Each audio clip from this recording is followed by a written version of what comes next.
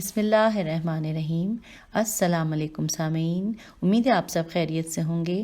ہم اس وقت کاشان بصیرت کے یوٹیوب چینل کے اوپر کتاب زینب الکبریٰ سلام اللہ علیہا ولادت سے رحلت تک مل کر پڑھ رہے ہیں، اور یہ ہے پارٹ نمبر 13۔ اور اس سے پہلے جو ہم لاسٹ پارٹ 12 میں پڑھ رہے تھے وہ ہم بی بی زینب سلام اللہ علیہا کے جو انہوں نے خطبہ دیا تھا، ارشاد فرمایا تھا، اس کی شرح بیان ہو رہی ہے۔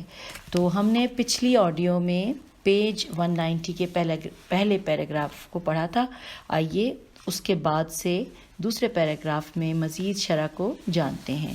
لکھا ہے جو بی بی کے خطبے کی عربی کی ایک لائن ہے جس کا ترجمہ ہے کہ اما بعد، اے باشندگان کوفہ، اے اہل مکر و فریب اور دھوکہ دینے والوں، اور یہاں پہ انورٹڈ کاما کلوز ہو گیا ہے۔ شرح میں لکھا ہے کہ خے تے لام قتل کے معنی دھوکہ ہے، اور بعض کا کہنا ہے کہ اس سے مراد غفلت میں دھوکہ دینا ہے۔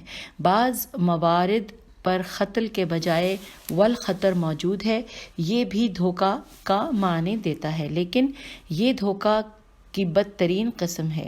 ان کلمات سے اہل کوفہ پر شدید اثر کیا، وہ غفلت میں پڑے ہوئے تھے، لیکن بی بی سلام اللہ علیہا نے اپنے ان الفاظ کے ساتھ ان کو آگاہ فرمایا کہ تم سے بہت بڑا گناہ سرزد ہوا ہے اور تم ناقابل معافی جرم کا ارتکاب کر بیٹھے ہو۔ اس طرح ان کے مردہ اور سوئے ہوئے ضمیر پر چوٹ لگی۔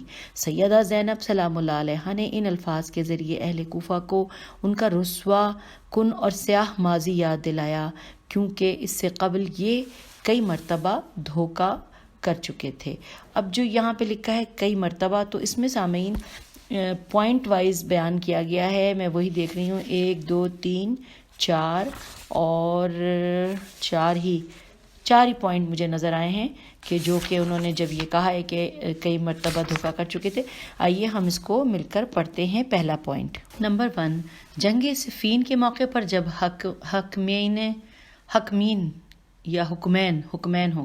حکمین پر فیصلہ ڈالا گیا تو اہل کوفہ نے امیر المومنین علی علیہ السلام ابن ابی طالب علیہ السلام کے ساتھ دھوکہ کیا، جبکہ حق واضح و آشکار تھا، جس کا نتیجہ بعد میں المناک رسوائی کی صورت میں ظاہر ہوا۔ نمبر 2، دوسرا لکھا ہے کہ شہادت امیر المومنین علیہ السلام کے بعد اہل کوفہ نے امام حسن مجتبیٰ علیہ السلام کی بیعت کی، لیکن جب امیر شام امام حسن علیہ السلام کے ساتھ جنگ کرنے کے لیے نکلا تو اہل کوفہ نے پھر رسوائی کا راستہ اختیار کرتے ہوئے نصرت امام سے انکار کر دیا اور امام وقت علیہ السلام کے ساتھ دھوکہ کیا، جس کے نتیجے میں خلافت امیر شام کی آغوش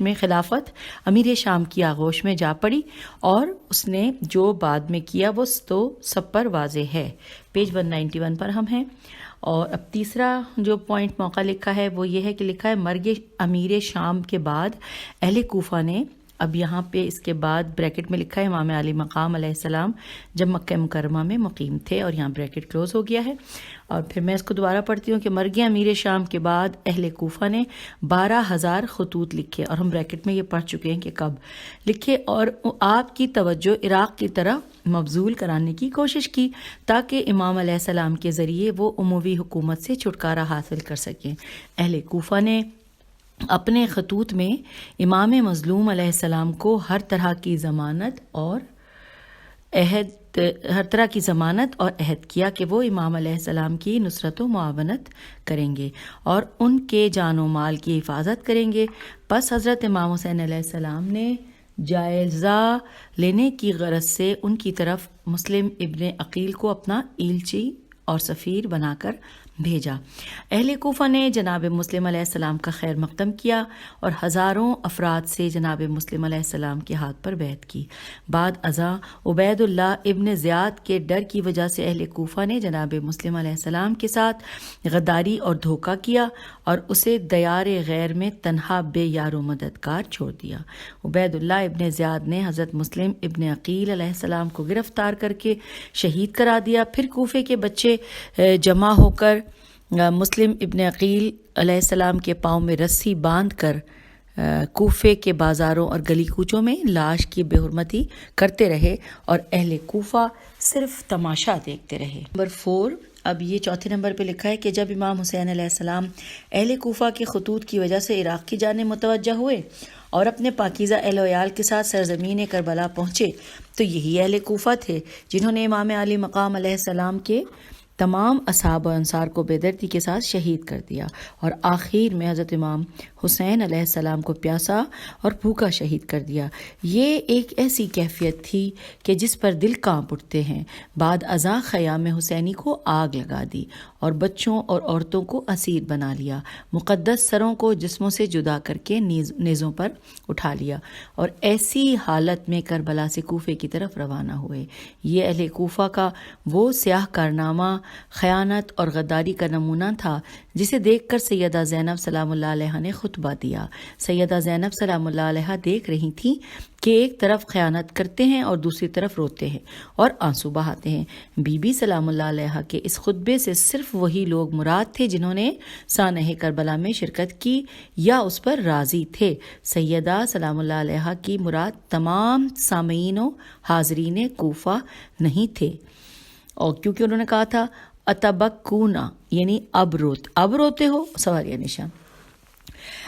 سامعین، اس وقت ہم پیج 192 کو پڑھنے کا آغاز کر چکے ہیں اور اگلا پیراگراف ہے، لکھا ہے سیدہ زینب سلام اللہ علیہ کو ان کے رونے اور آنسو بہانے پر اس لیے تعجب تھا کہ وہ جرم بھی کرتے تھے اور اپنے جرم پر آنسو بھی بہاتے تھے۔ کوفے کے مردوں نے کربلا میں اتنا بڑا سانحہ برپا کر دیا اور عورتیں نوحہ کنا ہیں۔ کیا اس ظالم و جفاکار قوم کی تربیت انہی عورتوں کے ہاتھوں نہیں ہوئی تھی؟ وہ مقدس و پاکیزہ سروں کو نوکے نیزہ پر اور رسول خدا صلی اللہ علیہ وآلہ وسلم کی نواسیوں کو بنات امامت کو اس دردناک اور ہولناک حالت میں دیکھ کر روتے رہے، اور یہ کوئی مقام تعجب نہیں۔ جو بھی ان پاک و پاکیزہ ہستیوں کو اس حالت میں دیکھ لیتا اس کا جگر کباب ہو جاتا اور دل خون کے آنسو روتا، تو اب ان کے رونے سے کیا فائدہ؟ سوالیہ نشان۔ کیونکہ یہ بات مسلم ہے کہ کوئی بھی سرکش اور ظالم حاکم اس وقت تک ظلم نہیں کر سکتا جب تک اس کے لیے زمین ہموار نہ ہو اور ظلم میں اس کا ساتھ دینے والے نہ ہوں۔ چونکہ ان لوگوں نے اپنی بزدلی اور بے غیرتی کی وجہ سے ظالم حاکم کا ساتھ دیا، اس لیے واقعہ کربلا پیش آیا۔ یہ ہر اس شخص کے لیے درس عبرت ہے جو خدا اور آخرت پر یقین رکھتا ہو اور جو حکومت عادلانہ کے زیر سایہ زندگی گزارنا چاہتا ہو۔ اب ہم پیج 193 پر آ گئے ہیں اور خطبے کا اگلی لائن ہے جس کا ترجمہ ہے کہ تمہارے آنسو اور آہو بکا کبھی ختم نہ ہو۔ آئیے پڑھتے ہیں اس کے بارے میں انہوں نے کیا بیان کیا ہے۔ نیچے لکھا ہے رقاعت الدمعت یعنی آنسوؤں کا جاری ہونے کے بعد رک جانا۔ تو آگے لکھا ہے کہ رنتو یعنی کہ دردناک آواز سے گریہ کرنا۔ جب جناب سیدہ سلام اللہ علیہ نے ان لوگوں کو باوجود منافقت کے روتے ہوئے اور یوں آنسو بہاتے دیکھا تو آپ سلام اللہ علیہ کے دل مضطرب و غمگین میں اضافہ ہو گیا۔ شدت غم کے ساتھ بی بی نے فرمایا کہ کبھی تمہارا رونا ختم نہ ہو، اتنے بڑے جرم کے بعد اب تم واویلا کرتے ہو۔ یہاں پر ایک نقطے کی طرف توجہ دلانا ضروری سمجھتا ہوں کہ ہر جگہ پر نیک و بد افراد موجود ہوتے ہیں اور کوفے میں بھی ان دو قسم کے افراد سے اور کوفہ بھی ان دو قسم کے افراد سے خالی نہیں تھا، بلکہ کوفے میں ان افراد کی تعداد کہیں زیادہ تھی جو ابن الوقت تھے اور ہر روز رنگ بدلتے تھے۔ اس صورت میں جب ایک ظالم حکمران کو کوفے کی باغ دوڑ ملی اور اس نے ملاحظہ کیا تو اسے اپنے رذیل ہدف کو حاصل کرنے میں آسانی محسوس ہوئی، اور یوں اس کے اس جرم شنی شین نون یہ عین ہے شیدیے شنی میں ہزاروں افراد شامل ہو گئے۔ پس ان لوگوں کو خواب غفلت سے جھنجھوڑنے کا یہی علاج تھا کہ انہیں سخت سست الفاظ سے مخاطب کیا جائے، اور جناب سیدہ زینب سلام اللہ علیہ باوجود ایک مستور ہونے کے جناب امیر المومنین حضرت علی علیہ السلام کی دختر تھیں۔ آپ میں لوگوں کے ساتھ سخت لہجے میں بات کرنے کی مکمل قدرت تھی اور خطابت اور بیان پر مکمل عبور تھا۔ بس اس دور میں ایسے ہی لہجے اور خطابت کی ضرورت تھی تاکہ بعض مردہ ضمیر لوگوں کو جھنجھوڑ کر گہری نیند سے بیدار کیا جا سکے۔ ہم نہیں جانتے تھے کہ کس طرح سیدہ زینب سلام اللہ علیہ نے ایسا جاندار اور عظیم خطبہ دیا پیج 194. لیکن یہ معلوم ہے کہ آپ نے خطابت اپنے نانا رسول خدا صلی اللہ علیہ وآلہ وسلم جو فصاحت کے امام علیہ السلام تھے اور بابا علی علیہ السلام جو نہج البلاغہ کے متکلم تھے سے وراثت میں پائی تھی. اب خطبے کی آگے کی طرف اگلا ایک اور جملہ لکھا ہے عربی کا جس کا ترجمہ کہ جس کے بارے میں آئیے آگے پڑھتے ہیں. لکھا ہے جناب زینب سلام اللہ علیہ نے اہل کوفہ کو ایک ایسی عورت سے تشبیہ دی جو کہ چرخہ کاتنے والی ہو اور تشبیہ قرآن کریم سے مستعار لی اور عظیم ادب اور بلاغت پر دلالت کرتی ہے. کیا خداوند کریم اب کیا کرتی ہے آئیے دیکھتے ہیں کہ خداوند کریم نے قرآن مجید میں ارشاد فرمایا. یہ عربی کی دو لائنیں ہیں سورہ نحل آیت نمبر 92. ترجمہ کہ اور تم لوگ قسموں کے توڑنے میں اس عورت کے ایسے نہ ہو جاؤ جو اپنا سوت مضبوط کاتنے کے بعد ٹکڑے ٹکڑے کر کے توڑ ڈال لے کہ اپنے عہدوں کو آپس میں اس بات کی مکاری کا ذریعہ بنانے لگو کہ ایک گروہ دوسرے گروہ سے خواہ مخواہ بڑھ جائے. Inverted comma close. کتب تفسیر میں ہے کہ قریش کی ایک احمق عورت جس کا نام ریتا رے یہ توئے ہے ریتا بنت عمرو بن کعب تھا کاف این بے سارا دن اپنی پڑوسی عورتوں کے ساتھ نصف النہار تک چرخہ کاتتی اور جب سوت اون کا گولا تیار ہو جاتا تو ان عورتوں سے کہتی کہ جتنا بنا ہے سارے کا سارا ادھیڑ دو. تو اب یہاں پہ عربی میں لکھا ہے من بعد قوت یعنی کہ اتنی محنت اور مشقت اور کوشش سے ایک مرتبہ چرخہ کاتا اور دھاگا بنایا اور پھر جب کام مکمل ہو گیا تو حکم دیا کہ سب ضائع کر دو.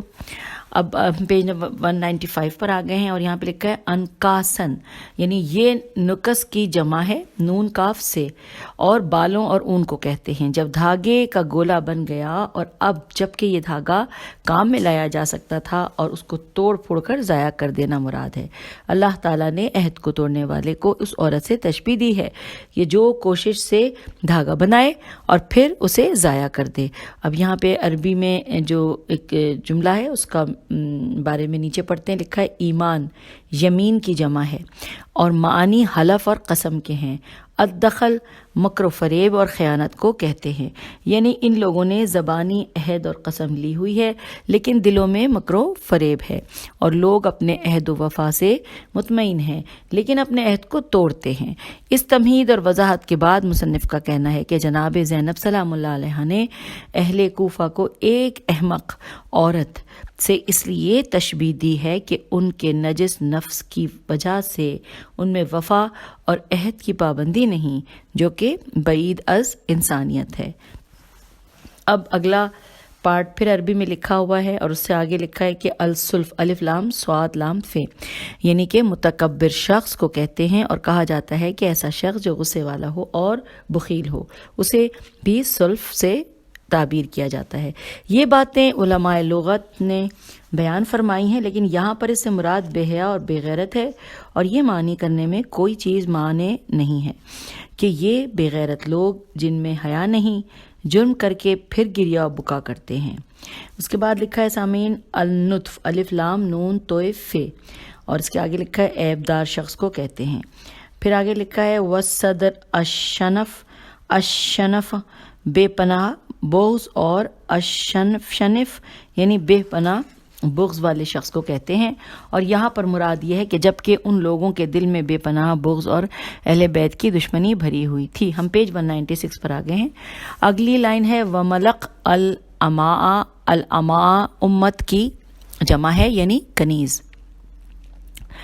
الملق میم کے فتح کے ساتھ الملق حسن سلوک اور لطف و مہربانی کو کہتے ہیں. مراد یہ ہے کہ ایسی زبان سے کرنا جو دل اور فعل میں نہ ہو. جناب سیدہ سلام اللہ علیہ کی مراد یہ تھی کہ تم لوگ گھٹیا صفات کا مرقع ہو اور تمہاری حالت ایسی ہے کہ تم نے یزید اور ابن زیاد جیسے حکمرانوں کی اطاعت کی اور ان کا ساتھ دیا. گویا کہ تمہاری مثال لونڈیوں کی ہے جو مالک سے محبت اور وفا اور پیار کی باتیں کرتی ہیں لیکن ان کے دل میں کوئی محبت نہیں ہوتی، حتیٰ کہ ایسی باتیں کرتی ہیں کہ جس کہ وہ مالک اہل نہیں ہوتے۔ اے اہل کوفہ، تم نے ان لوگوں کی بات مانی جو ذلیل حکمران تھے، اور تمہارے دل میں ان کے لیے اور ان کے دل میں تمہارے لیے کوئی خلوص نہیں ہے۔ اس کے بعد آگے لکھا ابرو کے ساتھ اشارہ کرنے کو کہتے ہیں۔ اچھا ہاں، عربی کا لفظ ہے واو غین میم زے وغمز الادا۔ اب اس کے آگے لکھا ہے کہ الغمز ابرو کے ساتھ اشارہ کرنے کو کہتے ہیں، اور شاید اس جملے سے سیدہ سلام اللہ علیہ کی مراد یہ ہو کہ اے اہل کوفہ، تم دشمن کی آنکھ کے اشارے پر چلنے والے ہو، یعنی ابن زیاد اور دوسرے دشمنان اہل بیت علیہم السلام نے تمہیں اشارہ کیا اور تم نے ذلت و رسوائی کا معاملہ انجام دے دیا۔ ان کے دل میں تمہارے لیے کوئی عزت نہیں، وہ صرف تمہیں غلام اور خادم سمجھتے ہیں اور اپنے مقصد کے لیے تمہیں استعمال کرتے ہیں۔ ان کے پاس تمہارے لیے محبت اور قدر و قیمت اور احترام بالکل نہیں ہے۔ اس جملے سے شاید بی بی سلام اللہ علیہ اہل کوفہ کو تنبیہ کرنا چاہتی تھیں کہ تمہارے پاس عزت نفس نہیں۔ خدا بند متعال نے جو عزت و شرف انسان کو عطا کی ہے وہ اس کو بھول چکے ہیں اور انہوں نے کمینے لوگوں کی اطاعت کی ہے۔ ہم پیج 197 پہ آ گئے ہیں۔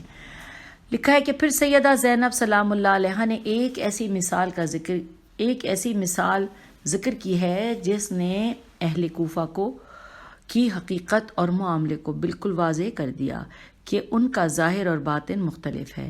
زبان سے جو کہتے ہیں وہ دل میں نہیں ہے، اور یہ لوگ ایسی سبزی کے مانند ہیں جو گندگی پر اگتی ہے اور صحت کے لیے نقصان دہ ہوتی ہے۔ فرمایا او کمرآ علی دمنتن۔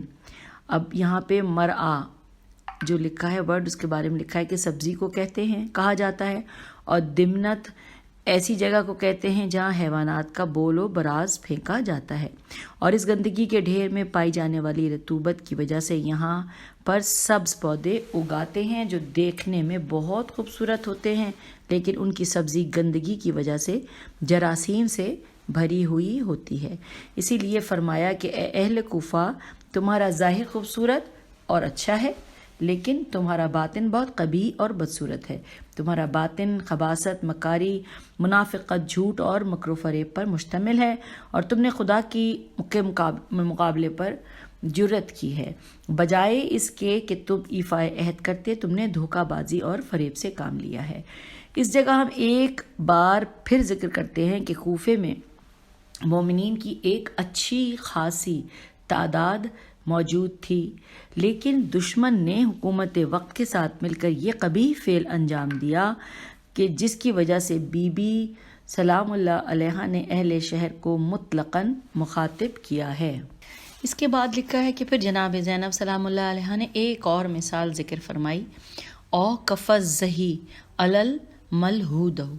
اللحد قبر کو کہتے ہیں، اور المحودت قبر میں رکھا ہوا مردہ۔ جب ایک بے دین انسان کی قبر کو سونے چاندی کے سے مزین کیا جائے تو ظاہراً قبر خوبصورت ہو جائے گی، لیکن اس میں دفن ہونے والا بدبودار ہوگا۔ پیج 198۔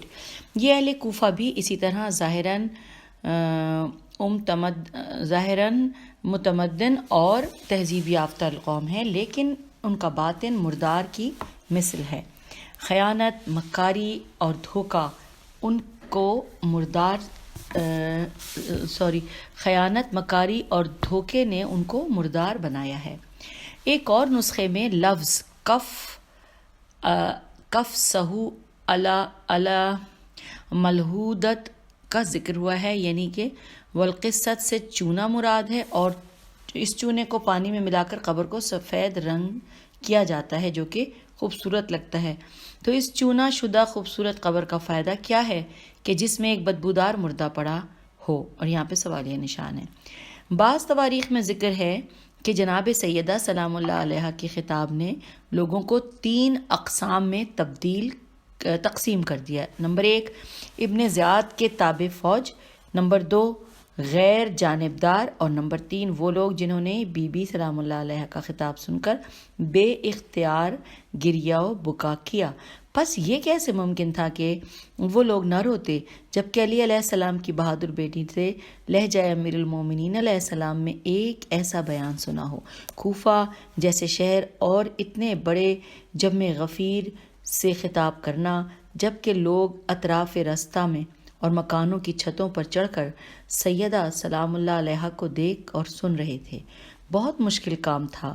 سیدہ فرماتی ہیں کہ اب جو یہ عربی ہے کہ جس میں ہے کہ ساء ما قدمت لکم انفسکم ان سلخ، اصل میں سامعین اس پہ کوئی زیر زبر پیش نہیں ہے، اور ہم کتنا بھی عربی جانتے ہوں ہم غلطی کی گنجائش ہوتی ہے، اس لیے میں بہت ڈرتی ہوں پڑھتے ہوئے۔ بہرحال اس پارٹ کے بارے میں کیا ہے، یہ لکھا ہے کہ یہ جملہ قرآن کریم کی آیت مجیدہ سے اقتباس کیا ہے کہ جو کہ سورہ مائدہ کی آیت نمبر 80 ہے۔ ترجمہ کہ اے رسول، تم ان یہودیوں میں سے بہتروں کو دیکھو گے کہ کفار سے دوستی رکھتے ہیں، جو سامان پہلے سے ان لوگوں نے خود اپنے واسطے درست کیا ہے، کس قدر برا ہے کہ جس کا نتیجہ یہ ہے کہ دنیا میں بھی اللہ ان پر غضبناک ہو اور آخرت میں بھی ہمیشہ عذاب میں ہی رہیں گے۔ Inverted comma close. اس کے معنی یہ ہیں کہ آخرت کے لیے تمہارے اعمال بہت برے ہیں اور اللہ تعالیٰ کو غضبناک کرنے والے ہیں۔ اور یہاں پر مراد ہے کہ اے اہل کوفہ، تم نے ایسا کام کیا جس نے خدا کو غضبناک کیا اور جہنم کی آگ تمہارا مقدر بن گئی ہے۔ اچھا، اس کے بعد پھر عربی ہے کہ جس میں ورڈ ہے تبکون و تنتحبون، اور اب اس کے بعد آگے لکھا ہے کہ الانتحاب اونچی آواز سے رونے کو کہتے ہیں، اور اس کے بعد لکھا ہے کہ سورہ توبہ کی آیت نمبر 82 کا ترجمہ میں بیان کرتی ہوں، وہ ہے کہ وہ اپنے برے اعمال کی وجہ سے کم ہنسیں اور زیادہ روئیں۔ اس کے بعد آگے لکھا ہے کہ جی معنی یہ ہے کہ منافقین کے لیے ہنسنا بہت تھوڑی مدت کے لیے ہے، کیونکہ دنیا فنا ہونے والی ہے اور آخرت کا عذاب نہ ختم ہونے والا اور شدید ہے۔ اس کے بعد سورہ سجدہ کی آیت نمبر 5 اس کا ترجمہ کہ چھوٹیا سا ہے کہ جس کی مقدار 50,000 سال ہے، بس اتنا سا ہے۔ اس کے آگے لکھا ہے کہ اہل کوفہ کو اس طرح خطاب کرنے میں ہنسنے کا حکم نہیں بلکہ کم ہنسنے کا حکم ہے کہ اس کے بعد تمہارے لیے ایک طویل اور شدید عذاب ہے جس میں تمہیں بہت رونا ہے، اور یہاں پر رونے سے مراد غالباً پچھتانا ہے، اور بریکٹ میں لکھا ہے المصحح یعنی الف لام میم صاد ہے، اور ہم آ گئے ہیں پیج نمبر 200 پر، اور اب ہم اس سے آگے پڑھتے ہیں۔ پھر اسی طرح عربی ظاہر خطبے کا ایک حصہ ہے کہ جس کی وضاحت میں لکھا ہے کہ والعاد عیب دار لوگ کہتے ہیں، عیب دار کو کہتے ہیں، یا انسان سے کوئی ایسا کام یا کہ ایسی بات سرزد ہو جائے جس سے وہ عیب دار کہلایا جائے، اور اسی طرح والنشار یہ بھی عیب اور ننگ و عار کو کہا جاتا ہے۔ اس کے بعد ترحسوہا کسی چیز کو دھونا، اور غسل جو چیز پانی سے یا کسی اور چیز سے دھوئی گئی ہو۔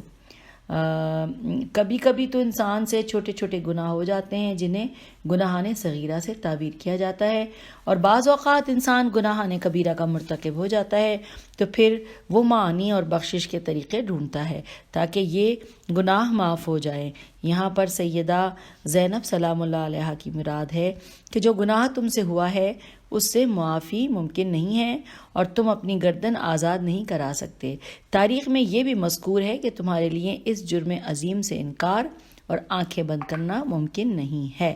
اس کے بعد آگے خطبے ہی میں سے ایک ورڈ زواد رہز یعنی اس کے معنی لکھا ہے کپڑے کو دھونا۔ پھر نیچے لکھا ہے مراد یہ ہے کہ تم اپنے نفس کو فرزند رسول کے قتل سے کیسے دھو سکتے ہو، یا دوسرے لفظوں میں تم فرزند رسول صلی اللہ علیہ وآلہ وسلم کے قتل کے بعد کیسے خود کو پاک کر سکتے ہو۔ اس کے بعد جو اگلا ورڈ خطبے میں سے انہوں نے بیان کرنے کی کوشش کی ہے وہ ہے والسلیل، یہ اب بیٹے کو کہتے ہیں تمہارے لیے اس گناہ عظیم سے پاک ہونا کیسے ممکن ہے؟ کیا تمہارے لیے کوئی معانی اور بخشش کا راستہ ہو سکتا ہے اس جرم کے بعد؟ اور اس کے بعد پھر عربی میں لکھا ہے وَمَعَادَنُ الرِّسَالَةِ وَسَيَّدَ شَبَابِ اہل الجنت، اور اس کے نیچے لکھا ہے کہ کیونکہ امامت رسالت کی طرح اللہ تعالیٰ کی طرف سے ہوتی ہے، لوگ امام اور خلیفہ نہیں بنا سکتے، اور امام حسین علیہ السلام امت میں رسول اکرم صلی اللہ علیہ وآلہ وسلم کے تیسرے شرعی خلیفہ تھے۔ امام علی مقام علیہ السلام لوگوں میں غیر معروف ہستی نہیں تھے، بلکہ لوگوں میں آپ کی بہت شہرت اور منزلت تھی۔ لوگوں کو آپ کی شان میں بیان کی گئی احادیث یاد تھیں، اور قرآن میں آپ کی شان میں نازل شدہ آیات سے بھی واقف تھے، جیسے کہ آیت تطہیر جو آپ کی عصمت و پاکیزگی پر گواہی ہے، اور آیت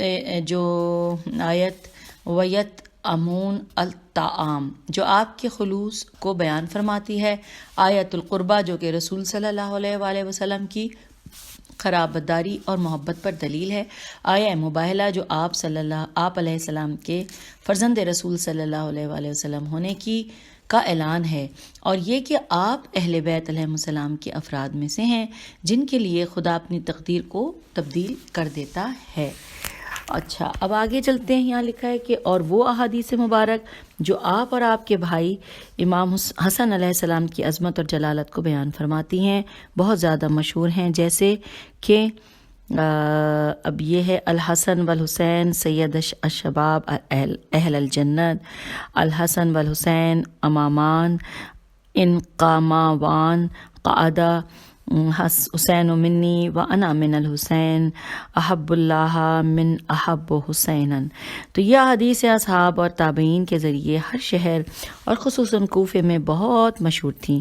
قتل امام حسین علیہ السلام کسی عام انسان کا قتل نہیں تھا، بلکہ فرزند رسول صلی اللہ علیہ وآلہ وسلم کا قتل ایک عظیم گناہ تھا جو اہل کوفہ سے ہوا، جب ان کے لیے اس جرم عظیم کو دھونا ممکن نہیں، بلکہ جب نہیں لکھا بلکہ لکھا ہے کہ اب ان کے لیے اس جرم عظیم کو دھونا ممکن نہیں۔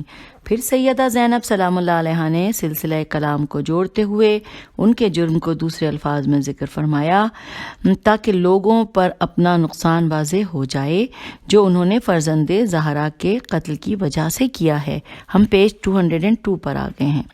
سیدہ فرماتی ہیں وَمَلَاذَ خَيْرَتَكُمْ، اب یہاں آگے لکھا ہے الملاذ یعنی جائے پناہ کو کہا جاتا ہے، اور خیرتکم یعنی بہترین مومن جن کا ایمان خدا پر و مختلف درجوں پر ہو، اخلاق و ایمان میں جیسا کہ تقویٰ ہے، پختہ عقیدہ جذبہ دین رکھنے والے اور ہر مادی و غیر مادی مصلحت پر دین خدا کو ترجیح دینے والے مومنین ہوتے ہیں۔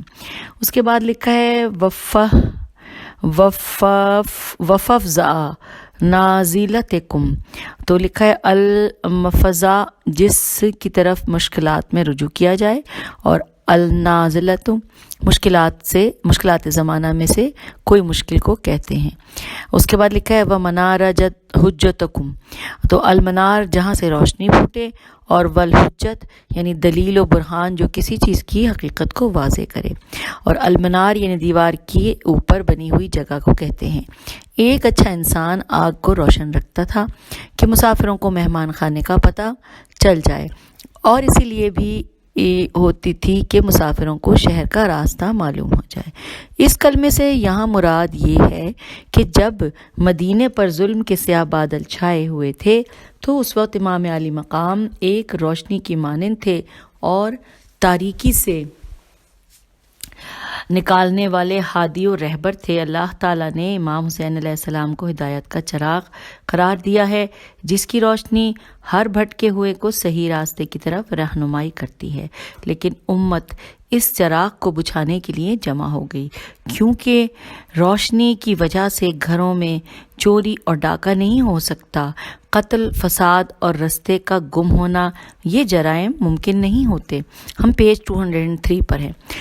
امام حسین علیہ السلام صرف مادی چراغ اور مینار نہیں تھے بلکہ حقیقی روشنی کے مینار تھے جن سے احکام دین سیکھے جا سکتے ہیں، شبہات ختم ہوتے ہیں اور ذہنی شکوک کا خاتمہ ہو سکتا ہے۔ اسی لیے سیدہ زینب سلام اللہ علیہا نے امام کو مینار حجتکم کہا ہے۔ اب اگلا ورڈ ہے ومدت سنتکم، السنت یعنی قحط کا سال۔ ایک قول ہے کہ اس سال کو کہتے ہیں جس میں بارشیں نہ ہوں، اور ایک اور قول کے مطابق قحط والے سال پر اس کا اطلاق غالب ہے۔ جس طرح دعابتہ سے غالب مراد گھوڑا ہی ہوتا ہے۔ اہل لغت نے جو مددت کہوں تو زیادہ بہتر ہوگا، کیونکہ میم دال پھر گولتا کا معنی ذکر کیا ہے، وہ مجھے صنعتکم کے ساتھ مؤثر اور مناسب محسوس نہیں ہوتا، بلکہ یہاں پر لفظ مدد کا احتمال ہوتا ہے، جس سے قحط اور خشک سالی والے سال میں مدد حاصل ہو، جس کی مدد اور معاونت سے انسان سختی اور موت سے نکل آئے، یا جس کی مدد سے تم اپنی دینی مشکلات میں مدد لے سکتے تھے اور منحرف افکار کے لیے ایک محکم دلیل کی مانند تھے، لیکن تم نے اس مدد کو ضائع کر دیا اور تم نے حق و باطل اور سنت و بدعت میں فرق نہیں کیا۔ پھر سیدہ زینب سلام اللہ علیہا نے لوگوں پر لعنت کو بڑھایا تاکہ سوئے ہوئے ضمیر جاگ جائیں جنہوں نے یہ عظیم گناہ سر انجام دیا ہے۔ اور یوں ہم نے پیج 203 مکمل کر لیا۔ ابھی ہم خطبہ بی بی زینب سلام اللہ علیہا کی شرح یعنی اس کا ترجمہ پڑھ رہے ہیں، اور اس میں چھوٹے چھوٹے پوائنٹ کو جو مؤلف ہیں انہوں نے واضح کیا ہے۔ تو میرا خیال یہ ہے کہ ہم آج کی اس وقت کی آڈیو کو یہاں پہ ختم کرتے ہیں، اور انشاءاللہ اس سے آگے مزید جانیں گے۔ اس خطبے کو ابھی ہم پڑھ رہے ہیں اور جان رہے ہیں۔ تو ملتے ہیں اگلی آڈیو میں۔ خدا حافظ، فی امان اللہ۔